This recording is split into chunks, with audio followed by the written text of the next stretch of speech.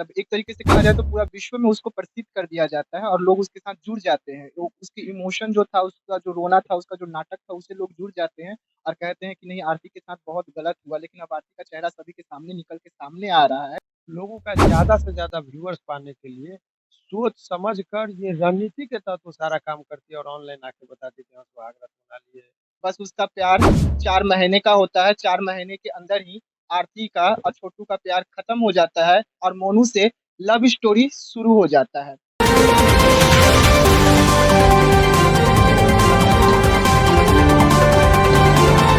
नमस्कार, मैं विकास आप तक न्यूज़ में आप तमाम दर्शकों का स्वागत करता हूँ। आप लोगों ने सभी ने अररिया का सुना होगा छोटू आरती का। छोटू आरती का जो लव स्टोरी था, उसमें कहीं न कहीं एक दरार आता है और आरती मोनू से शादी कर लेती है। बस उसका प्यार 4 महीने का होता है, 4 महीने के अंदर ही आरती का और छोटू का प्यार खत्म हो जाता है और मोनू से लव स्टोरी शुरू हो जाता है। ये लव स्टोरी लोग कुछ दिन तो देखते हैं, लेकिन अब लोग आरती का असली चेहरा समझ गए हैं और कहीं न कहीं आरती और छोटू का जो लव स्टोरी था, उससे लोग दूर जा रहे हैं और आरती को अब ट्रोल कर रहे हैं। और वो भी ट्रोल इसलिए कर रहे हैं क्योंकि आरती का जो एक भद्दा चेहरा और गंदा चेहरा था, वो समाज के सामने चला आया है। आरती का जो छोटा भाई था, वो बेल मिल चुका है और वो इस वक़्त जेल से बाहर है। आगे उसकी भाभी और उनके घर वाले को किस तरीके से बेल मिलेगा और किस इसमें और क्या-क्या कानूनी प्रक्रिया है, उससे बात करने के लिए हमारे साथ शिवनंदन भारती सर हैं, हम इन्हीं से जानकारी लेंगे। सर, जिस तरीके से आरती का जो अब चेहरा लोगों के सामने चला आया, जो ओरिजिनल चेहरा था उसका, तो उसके बाद अब और क्या रास्ता बचे हैं आरती के देखिए, पास? ऐसा है कि आरती के प्रति शुरुआत में लोगों की सिंपैथी संवेदना कुछ सड़क छाप आशिकों का रहा था। उनको लगा था कि बहुत ऐतिहासिक काम किया। परंतु समय के साथ-साथ एक एक ऐसा ये आया कि उसका असली चेहरा लोगों के सामने आया और उसके बाद लोगों का उसके प्रति जो मोह था वो भंग हो चुका है। और अब ऐसी परिस्थिति में जो कुछ बहुत लोग हमारे तरफ भी ये इशारा में करते हैं, उम्मीद एक लोगों की है कि कितना जल्दी अब निर्दोष लोगों को निकाला जाए जेल से। उसमें मुझे अनेकों लोगों का मैसेज भी मिलता है कि सर आप जल्दी से जल्दी पहल कीजिए। और कोर्ट तो जानते हैं कि कोर्ट के लिए हमारे और आपके बीच में चर्चा का विषय हो सकता है। कोर्ट के लिए कोई स्पेशल नहीं होता, सभी इक्वली होते हैं, समान नज़रों से देखा जाता है, यहाँ भेदभाव नहीं होता है। कोर्ट के नज़र में कोई स्पेशल केस नहीं होता है। तो कोर्ट की जो एक पैटर्न है उसके तहत ये चल रही थी मामला। अब ऐसे पर मैं आपको बता दें जानकारी कि केस लिस्टेड है।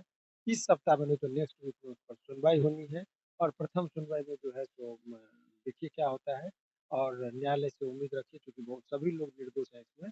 और जब सारे तथ्य को न्यायालय के समक्ष रखा जाएगा तो हम लोग पूरे उम्मीद है हम लोगों को कि हम लोग भी उनका लेंगे और वो तो जिस तरीके से कुछ समाज सेवी जो थे, जो आरती के पास जाते हैं और उसको झांसी का रानी बनाकर पूरे भारत में और पूरे मतलब एक तरीके से कहा जाए तो पूरा विश्व में उसको प्रसिद्ध कर दिया जाता है और लोग उसके साथ जुड़ जाते हैं। वो उसकी इमोशन जो था, उसका जो रोना था, उसका जो नाटक था, उससे लोग जुड़ जाते हैं और कहते हैं कि नहीं, आरती के साथ बहुत गलत हुआ, लेकिन अब आरती का चेहरा सभी के सामने निकल के सामने आ रहा है कि उसने खुद किस तरीके से छोटू को मौत के घाट उतार दी। उसके बाद में कहीं न कहीं मोनू से शादी कर ली, तो मोनू से शादी करने का सर उसका ऐसा क्या उद्देश्य रहा?